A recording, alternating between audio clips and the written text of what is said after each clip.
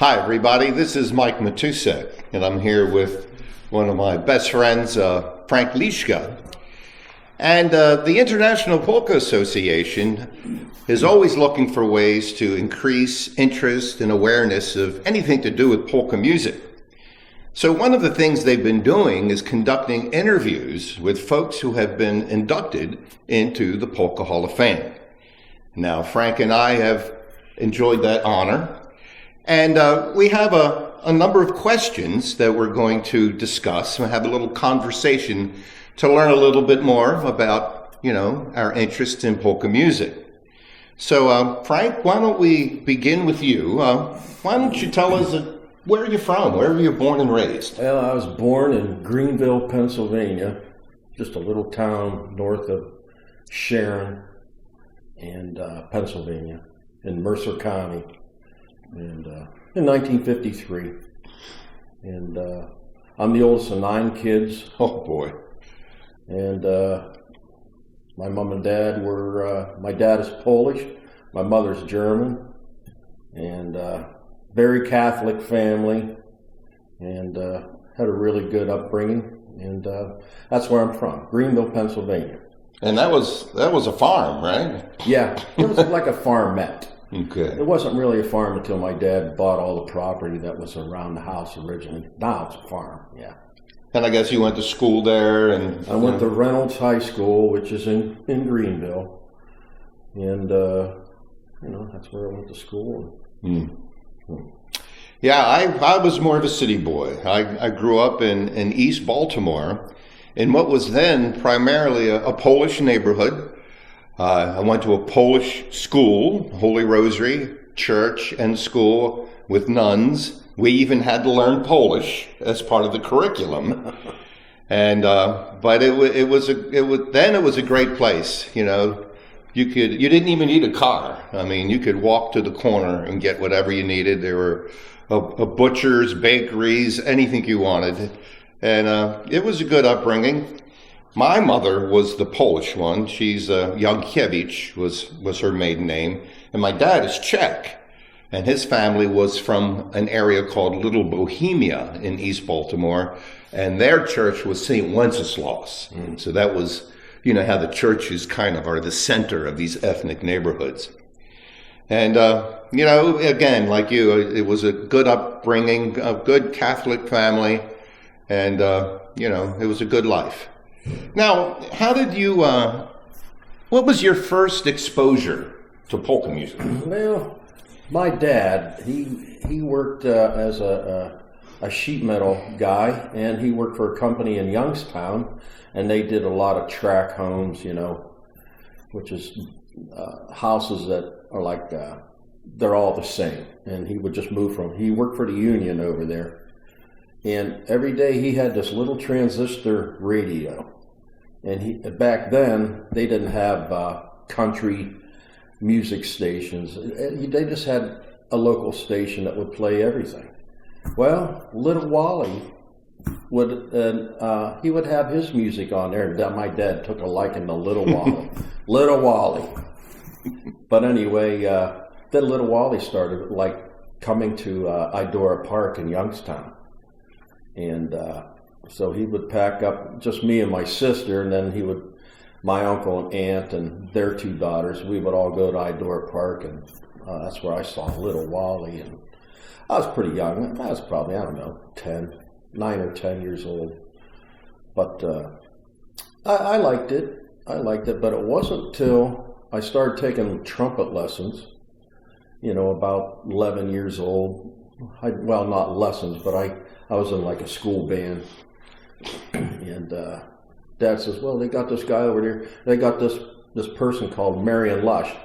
I thought he was a female. I got there and I says, "Which one's Marion Lush?" But as it turned out, he was my biggest influence, Marion Lush, because he was the man back then. I'll tell you.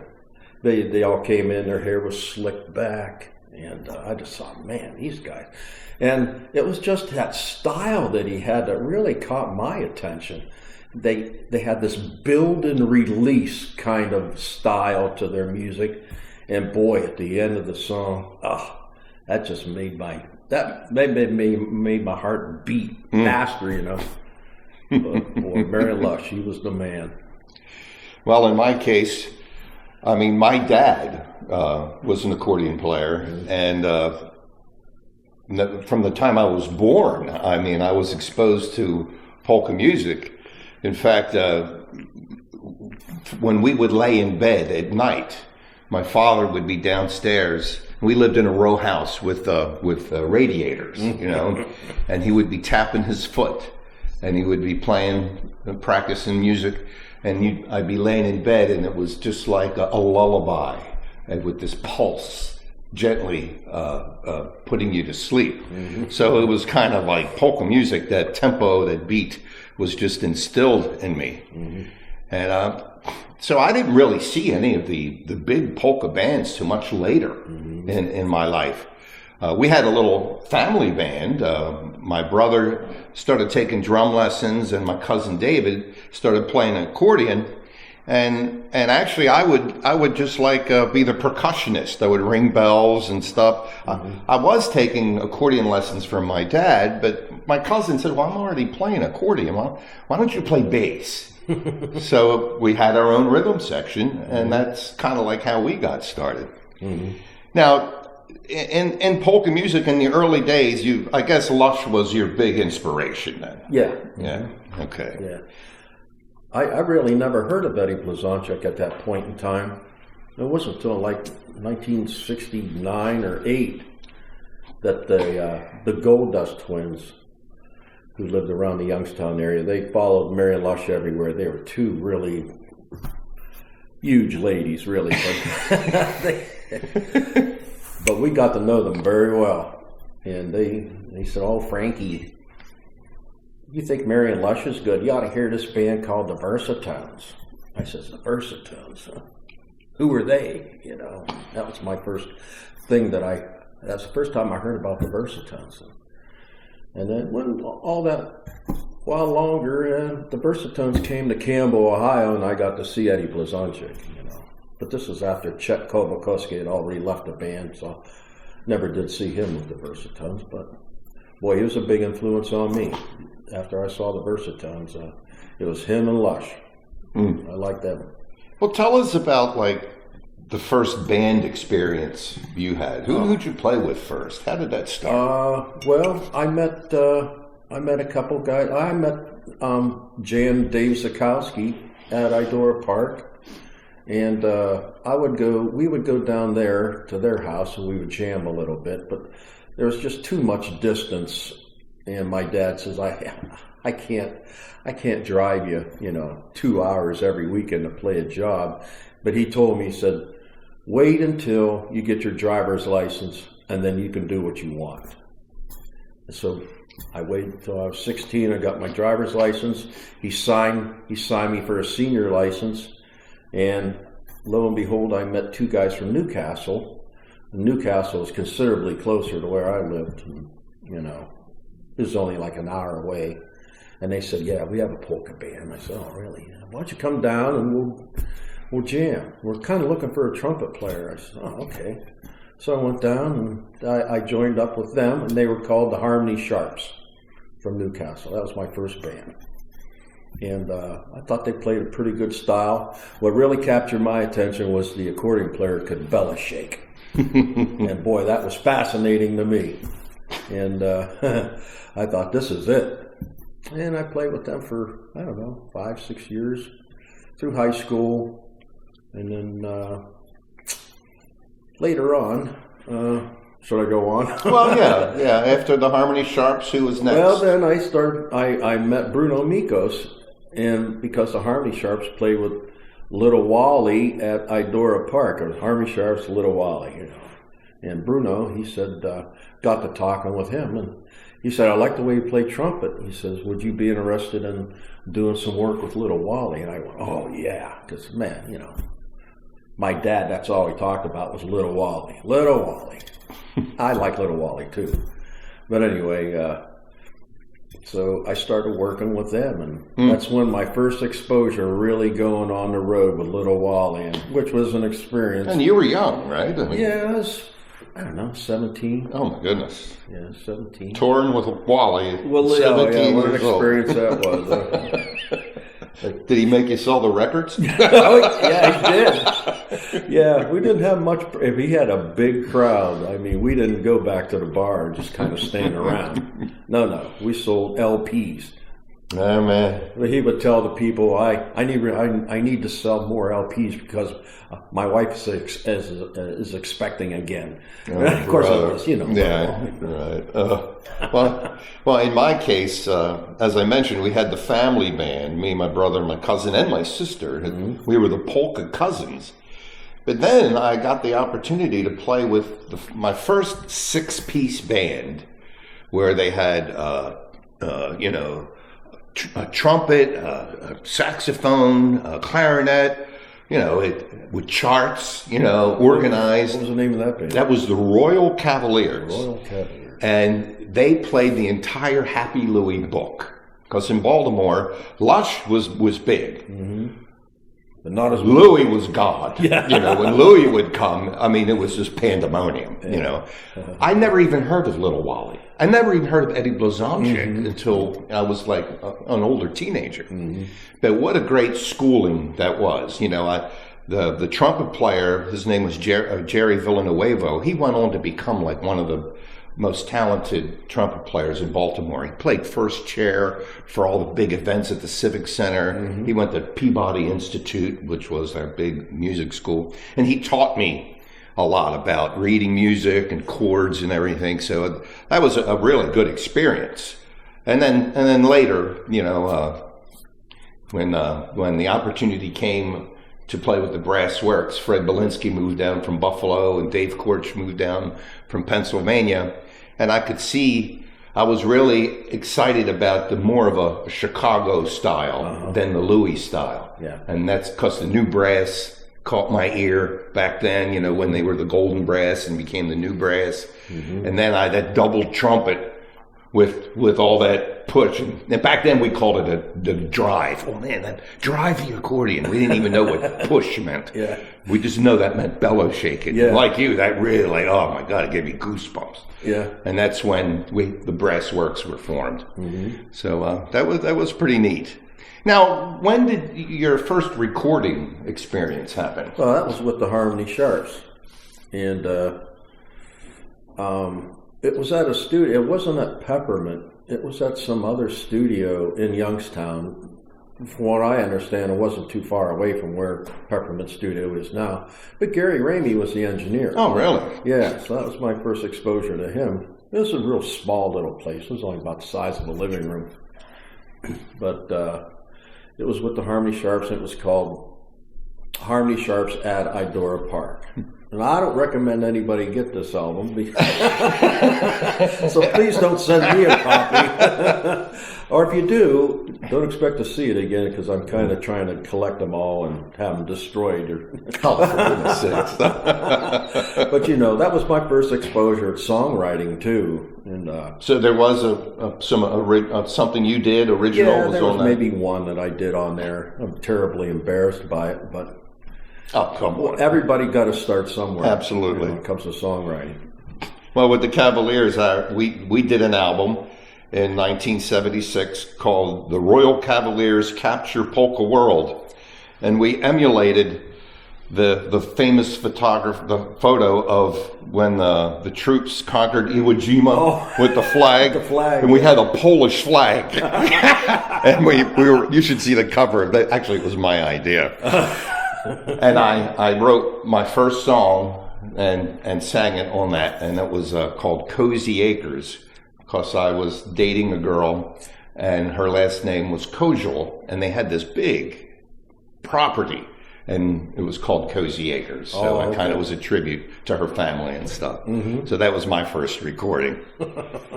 Now, when did you kind of start your own band? How did that happen? That was years later. Oh, was it? Yeah. I didn't actually have my own band until 1991. But in the meantime, right after the Harmony Sharps, then when I was on the road with Little Wally and played, I bunked with Bruno Mikos and Joe Schwach, who's deceased now, but Bruno would always talk about, I'd really like to get my own band together. And I said, well, I have a cousin that plays drums in Youngstown, and, we got to have a box player. And I said, well, let me talk to Richie Benkowski, because I hadn't known him. And that's how we put together Bruno Mikos and the Harmony Stars. And we did that with him for, 6-7 years. And right after that, we broke away from Bruno and formed the Brass Connection, TBC. And we did that for maybe 7-8 years. What year was that, roughly? Do you remember? Let's see, 1980. Oh, boy. Right at the very end of 1979, we finished up with Bruno in 1980. So 1980 through 1987 was the original Brass Connection. Original Brass Connection. And I was part of that. There's a long list of musicians that were part of that band, too. 1980 was really a big year. A lot of bands got started. That was the year the original Boys from Baltimore began. Mm-hmm. And my brother, who was the original drummer, Steve Matousek, and I first got together with Ted Bojamuski and his cousin Frank and formed that band. And that ran for a couple of years. 80 was, I believe, when Lenny and the original Chicago Push started. Mm-hmm. So I remember, that year at Wildwood, everybody played it, right? I think the Brass Connection was there, Lenny, the original Boys. It was what an exciting time that was. It was, to me, it was almost the pinnacle, so much activity. And then, after those 7 or 8 years with the Brass Connection, what happened after that? Well, then I moved to Baltimore. All right. I moved to Baltimore and lived with you. That's right. Well, the funny thing is, we first met, actually, if you recall, it was in 83, roughly. You were playing with the Brass Connection. I was doing a second stint with the Brass Works. Okay, yeah. And we didn't have a hotel. Mm-hmm. And you guys had rooms somewhere, and we were in the same area. I forget where it was. And you offered up and said, hey, you can bunk with me. Mm-hmm. And we were both going through some marital issues. And we were up all night commiserating about everything. And I think we were friends for life. Oh, yeah, we were best friends for 100 years, it seems like. And I know... when you did move to Baltimore, and then the opportunity came to start the Boys up again, we were playing again, and I was determined to get you in the band. At that time, I really didn't want to. I wanted to take a break. Yeah. But every day you were hounding me. You got to, Frank. You got to join the Boys. Don Miller's quitting at the end of the year. We got to have a trumpet player. I heard it every day. Finally, I said, all right, why not? What do I got better to do? Yeah. So I joined the Boys. And and that was probably one of the greatest decisions I ever made in my life, was that. We had a couple of really good albums. We really did have a good experience back then. Of course, it was you on trumpet. It was Al Pawlowski was playing accordion. Bob Kuhn was playing trumpet. We first had Ronnie Lesniewski, Polka Ron, was on drums. Yeah. And then, of course, Jeff Yash came into the picture a couple of years later. Mm-hmm. And Teddy was, you convinced Teddy to play concertina. Back then, we were going with 2 accordions. And what did you say about having 2 accordions? I think everybody knows what I said back then, but we won't go into that. But it was like having 2 dupas. Yeah, you only need one. But yeah, that was a great time. And up until 90, when everybody there were new things, everybody had things to do with their personal lives. I believe you ended up moving back to Cleveland, right? Yeah, I met my second wife. And then we decided to get married, and I left the boys, and it was pretty convenient because I think everybody was kind of wanted to do. It was just a time when everybody kind of wanted to do something else, and the end of that band, it was going to happen. So and me leaving, it's funny how that happens. Sometimes the handwriting is on the wall, and it was just a mutual thing. It wasn't like any kind of breakup or anything. It was just like, it ran its course. It ran its course, and then we did a couple of reunions at Seven Springs, and kind of still kept the guys together, even though we weren't touring. Mm-hmm. Now, what was your favorite place to play? I mean, you've been everywhere. Well, in the early days, I liked playing Brook State Inn. It was in Cleveland there, and that was a polka bar. And no matter how many times I played there, that place was always packed. And it was a pretty wild time. We never paid for a drink, I mean, it was just a great place to play.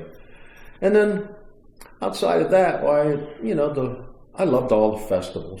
Seven Springs was my favorite. Oh, yeah. I loved Wildwood, Polka Motion. Yeah. And let's see. Ocean Beach. Beach. Man, that was one of my first big experiences up there. I like the IPA out in Chicago too. Yep. Yeah. I had a very unusual event to play. When I was playing with the Royal Cavaliers, they would take any kind of work. And we would play 100 jobs a year and never really travel more than an hour or two. And then you know how it was back then. There was plenty of work. Well, Ted Marchabroda, if you remember, was the head coach of the Baltimore Colts. And he was Polish. In fact, I think he was from Western Pennsylvania, if I'm not mistaken. I'd have to check that. Yeah. Anyway, they decided they're having Polish Day for Ted Marchabroda at Memorial Stadium. And we stepped out onto the field with the Royal Cavaliers in front of 60,000 people. You thought that was a venue. I'll never forget it. It was like, oh my God. But of course, we're background music, to a stadium. But that had to be the most unusual job I ever played. But what a joy to play polkas for such a big crowd, Yeah. So that was a big memory of mine. I had a real big experience with Little Wally. We played the Toronto Exposition. Wow. And we were on the bill with Bobby Vinton. We were his warm-up. And so we came out and did our Little Wally shtick. And Little Wally was entertaining. And then Bobby Vinton came on. Oh, my goodness. And later on, Bobby Vinton invited us all into his dressing room. And we met Bobby. We met all the backup singers. And it was a good time, but there are thousands and thousands and thousands of people at this place. Oh, I'm sure. That's crazy. Now, I know over your career, I mean, you've done a lot of recordings. I mean, are any recordings really kind of a favorite for you, where you really just felt proud of the work? Yeah. Well, with my own band, TVC, the album really sticks out with me. Sometimes when you're doing albums, there's just certain albums where the stars are just lined up right and everything falls together. You come away from it knowing that you had the perfect mix. It was the right time in the stretch of a band where you have certain guys in the band and they just reach a zenith where it just comes together. And in that period, Blue Magic was my favorite album. Oh, that was a great. And Chris Yanetsky, he really put the icing on the cake because he brought in a stand-up bass. Oh yeah. And he says, "Hey, let me try to cut a couple tunes, or let me try it. Just try it." I said, "Well, all right." We had time, but as soon as he started playing, I thought, "Oh my God, this." Do you know the rest of the album? He says, "Yeah, I already worked on it." I says, "Have at it." So that changed our sound. We had at that time. Then we had more of a sound like the Bel Air thing, right. The stand-up bass and the sounds, and the sounds, by the way, were a big influence on our sound too. In fact, where I come from, I mean, we used to really hold the brass connection and the sounds in such high regard. You guys were actually really a positive influence on a lot of us as well. And then later on, so Blue Magic during that whole period of time. Now, there were other good ones. 1999 I thought was really good. Now, some of the other guys that were with me at the time, they point out different albums for different reasons, and I thought they were all pretty credible. And Mark Chepach, he was a really good producer for us, had a lot of influence in our band, and I was really happy that he took the bull by the horn, produced us for, I don't know, 5 or 6 albums.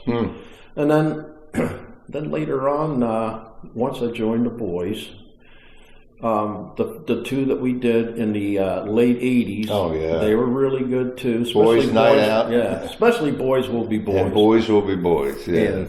Those 2 were, like you say, signature sound. It was like a machine back then, plug and play, and it was so easy to play.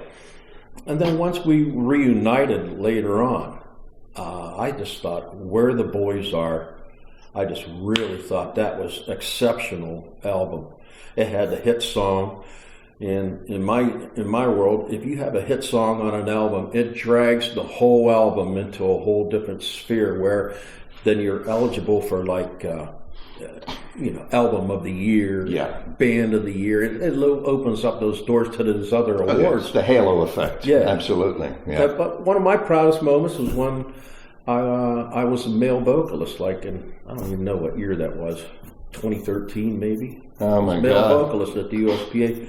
That was one of my highest awards, I thought. I mean, it's a tough life when a lot of your career is out there with Lenny Gomulkas and Eddie Blazonczyks. It's pretty. That's some steep competition. Yeah, the officers at the USPA, they would always say, "Frankie, you came in third again." I was always number 3. But I didn't mind. I figured, hey, at least I'm in the top 10. Really? Oh my goodness! But yeah, you mentioned some of my favorites too. Back in the late 80s when we did Boys Night Out and Boys Will Be Boys, they did great work, and we polished them up at Peppermint with Ramey, and what a great job. Yeah. And Matt Lewandowski, Matt, amazing work. Yeah, with our more recent stuff. Wow. See, a lot of folks don't realize after we broke up, later in 2006, we started doing these cameos, for charity and stuff. Mm-hmm. And in 2011, that's when we started touring again. Yes. In fact, our 10th anniversary is upon us. Can you believe it? And we were fortunate to do some nice recordings. We came back with our first one was A New Day, and that won awards. Yeah. And then we did Boisterous, and then Where the Boys Are, right? Mm-hmm. And then our most recent one is, which actually I was very proud of, Boy Stories. Yeah, good old. But that was just a nice selection of music. Mm-hmm. And I did a couple of interesting things with Charm City Sound. In the middle of all this, I led Charm City Sound for 14 years. And with that combination, we pushed the envelope a little bit. And actually, I really challenged me bass-wise. Mm-hmm. And where we were... your musicianship, right? Exactly. Where with our stuff, it was more traditional, which I love, just keeping that rock solid rhythm. Right. But I did some interesting stuff on the Christmas Lights recording with Charm City and with Charmed and Dangerous, where I really had to work out some stuff with some of these charts that Steve Kaminsky wrote. Mm-hmm. So that was probably the most challenging for me in the studio to do. Right. But Mike is very modest. I consider him probably the greatest bass player in our modern age. I do. He's a very learned bass player. Oh my goodness! They've got guys like me. I'm just kind of hacked my way through it. I'm self-taught, but at least I know when a chord changes. For sure. Mike is very learned. Well, you are a lead player with a rhythm player's heart. You're the most percussive trumpet player there is, and that's where that signature sound comes from. And you talk to anybody where I'm from, my cousin David, John Miconi, all the horn players, they just marvel at your attack. Wow. But tell me, what is the most wackiest thing you remember? Any funny wacky stories from your travels? Anything really bizarre? I could tell you some pretty wild stories, but I'm sure not too many people want to hear them. I don't know. It's just a lot of the late coming home, 7:30 in the morning. You just change your clothes and go to work. And, I never missed work. Oh, I know you. And up all night driving home. Yeah, I'd say that was pretty wacky when it comes to like a normal person and their normal life. They don't understand why we do this. Oh, I know. I guess Jimmy Weber, his daughter asked him, well, why do you do this? And Jimmy really didn't have an answer for it. He just said, well, that's just because that's what we do.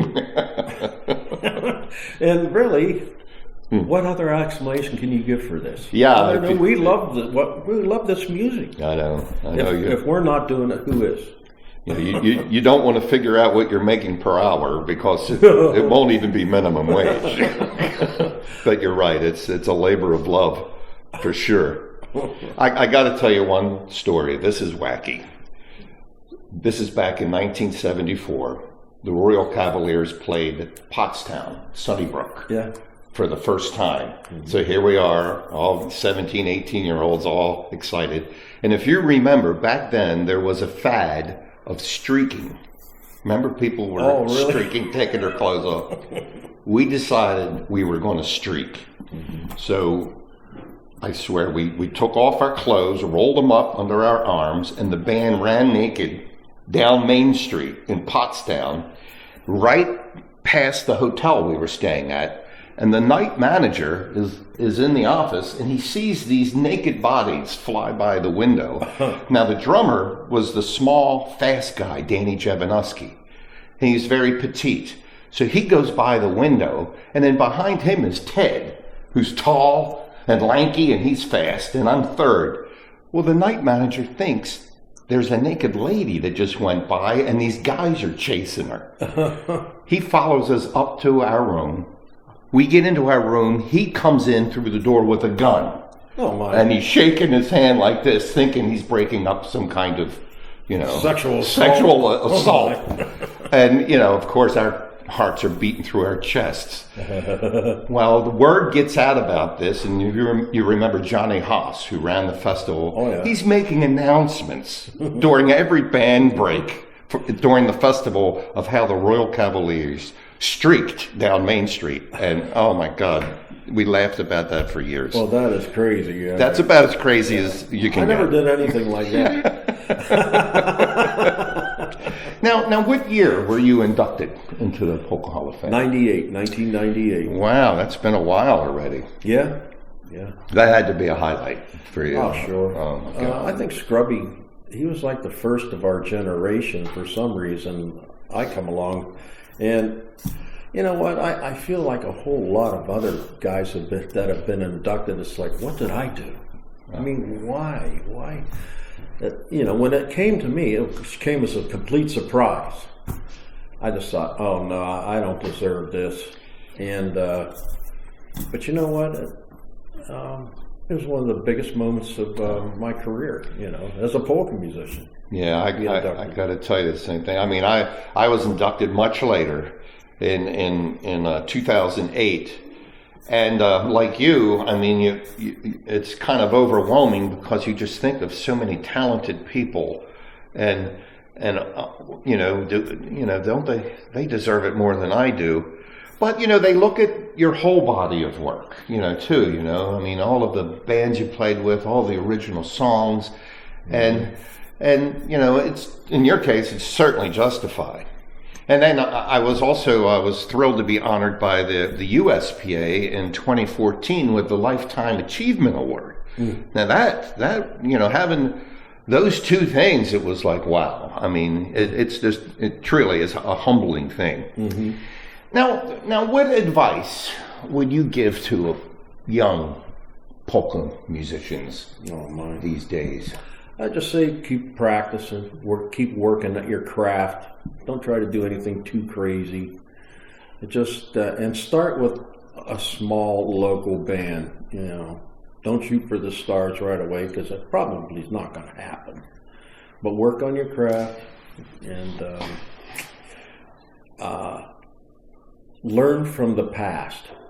In other words, buy or get a lot of old albums and learn where this music started and how it progressed over the last 50 years. Absolutely. You know, and that's the big advantage I had, Jimmy Weber, and you, of course, and Lenny Gomolka, that we know where it came from and how it started, how it progressed, and we knew, because we would, even now, we draw on the old material now, sure, update it, and everybody thinks, "Oh, that's a great song. It's like an original." No, it was done, 75 years ago. Yeah.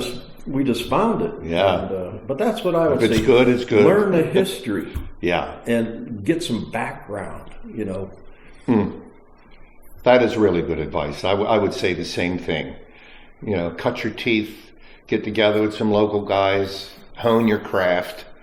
Don't try to skip any of the important steps, and again, an appreciation for the history, the tradition of the music is great advice. Mm-hmm. Now, how many kids do you have? I got 4. I got 4 boys. What are their ages? Well, my 2, if you can remember. My oldest boy, Andy, is 45. Oh, for goodness sakes. And I got another one, Tim. He's 39. I have 2 younger ones by my second marriage, and they're 22 and 19. Oh, boy. Yeah. Well, I've, like you, I'm blessed to have some great kids. I have 2 children from my first marriage. My oldest son is now 40. And I have, his name is Michael Jr., and I have a daughter named Melissa, who is like 37. And then, of course, we have 3 great kids with my lovely wife, Anne Marie, Amanda, Matthew, and Amy. So we're blessed with great families. What is your opinion of the future? Where do you think we're going? How do we look for the polka industry? Well, these last couple of years with this COVID-19 and everything, it's kind of put a damper on things. But I think it's going to revive once we come out of this. Maybe not in the same way, but I think there'll always be polka music, and may not be as big as what I can remember back in the 70s when it was at its zenith. Right. But yeah, for us. But I'm hoping that somehow it'll catch on, continue on. I really don't know. I feel the same way. It's ironic. Well, not ironic. It makes sense to me that polka music is truly such a wholesome genre of music. Sure. I mean, let's face it, we have loving people of all ages, grandmothers and grandchildren, young people just enjoying this thing. And it almost seems to me like there's an assault on anything that's good and traditional, Yes. And we're at a crossroads in this country. Sure. And, we're people of faith. We believe that we're going to get through this. Mm-hmm. And that the forces of darkness that seem to be waging war right now, I do believe things will get better. And as they do for the country, I think it will have a halo effect on good, wholesome music as well. Well, I really believe that polka music is the last venue where a family can go. You could take your kids, they could learn to dance and have fun. It's a fun music, and you couldn't do this with country music. Maybe bluegrass you could. I don't know. Yeah. But bluegrass is on a smaller scale, which I love bluegrass. I do too. It's a roots music. It's authentic. And frankly, this has been a great conversation. I appreciate you sharing your thoughts. I hope the viewers enjoyed our little conversation, and we'd like to extend our thanks to the IPA and all the efforts they continue to do to promote polka music. And we'd like to thank Chris Bogdan, who took the time to set up the little recording session here. Yep. And we wish you all well. And it's Christmas time here, so Merry Christmas.